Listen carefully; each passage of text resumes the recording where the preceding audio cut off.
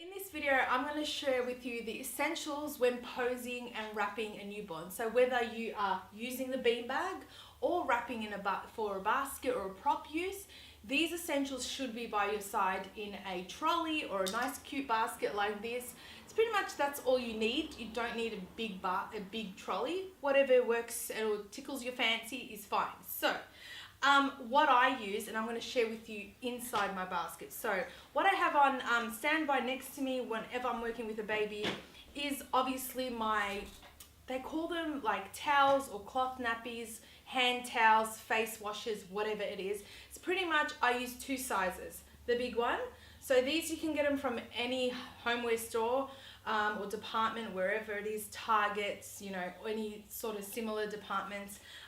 This size I like because it's quite big. You can use it for all different purposes, but I'm just sharing with you what I use for any beanbag or prop purposes. So let's say if you're putting a baby in a prop, you can roll this and use it as a cushion behind the baby's head. You can also roll it and use it under the beanbag just for elevate a bit of height. You can put two in there. If you can see that small bump there, that will give it a bit of a lift. So I have about, up to 10 of these.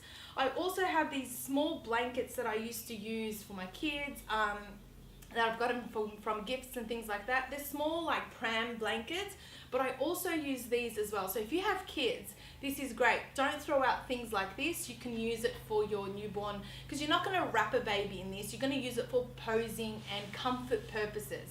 So same thing, I would use these like I would use a towel. So I've got a few of those there. I also have a blanket by my side, so if mum or dad don't have a blanket when the baby is naked, I will use this to put the baby in there while we're doing something or feeding the baby. So I'll always have this by my side. So just have a small blanket as well. Also, as you can see, I've got plenty of these small blankets. Now I also have these posing pillows. Now these I've had since day one. I don't use them a lot. It depends what I'm using them for. But these are made to put under the baby, just like a cloth, the towel that I showed you. They're meant to put like this. So if you can use it like that, it depends though what you're comfortable with. But now they're starting to make them much softer and flexible. So I don't use these because they're not as flexy as these towels are or the blankets. But now I know they're making them in velvet type, so they're much softer and easier to sort of, when the baby is on them, it sort of molds in. Whereas these, they're not quite moldy, but just to show you what is available. Also, there are different sizes. So usually they come with different sizes as well. But we will place in the PDF attached to these trainings some suppliers that we find that have great ones to sell. And by all means, we are not sponsored. It's just my sort of take on what I think is good and I want to share with you guys. So they're the 3 posing pillows. Now these are the face washes, exactly like the big towels. You can get any color. I would highly suggest skin tone or white. This is just a random green one. So I've got a lot of these in my basket that I use all the time. So if I'm posing even a sibling with the newborn, then I might use these for head support, because you find that when you're posing a newborn baby, say on a Flacati, they tend to like one side to turn to, whereas the left or right. I use these to roll and just to put it under the Flacati or whatever it is they're on, just to have their head support nice and straight facing the camera. So you can use them for all purposes or on your beanbag.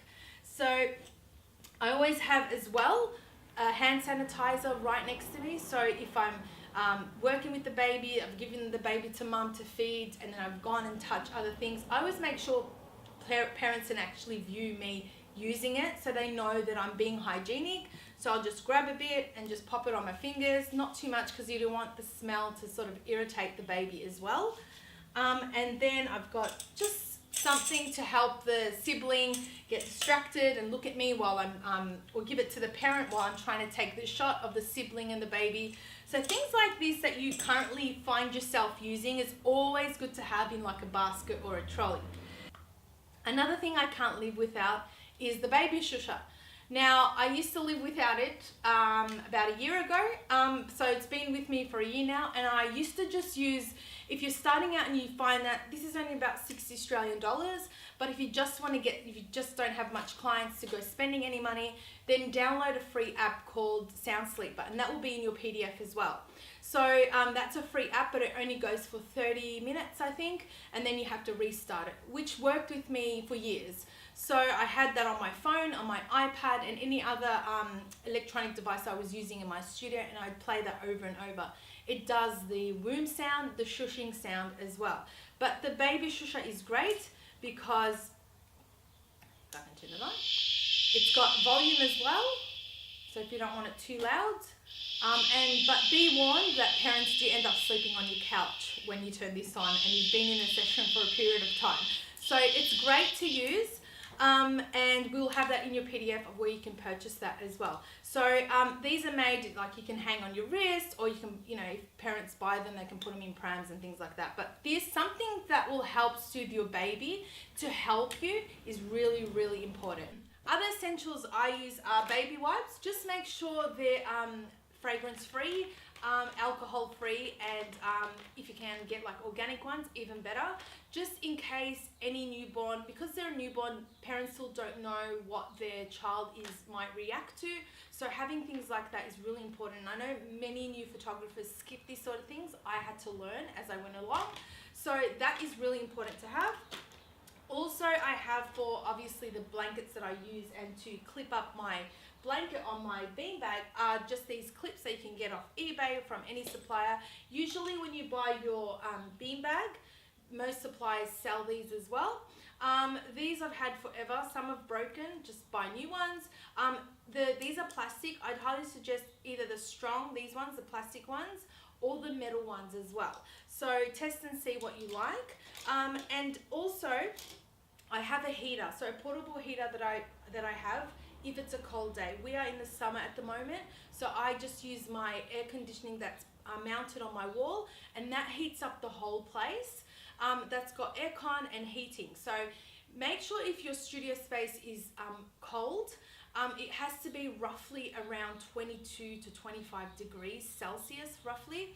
But I use that to heat up the whole space. And then if it's on a winter day during winter, which is why you don't see my heater here now, I have it just on as like a stool like this on there, heating the baby. Don't direct it, you know, right onto the baby, just slightly away, but so the heat is circulating around the baby as well. So always have that on hand too.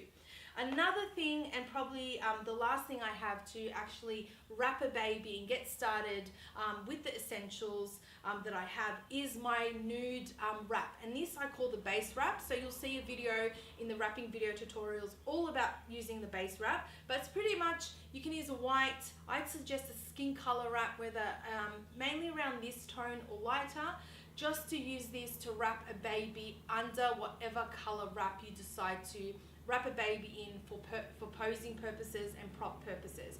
So it's really important, and we'll discuss more of this in that particular wrapping video.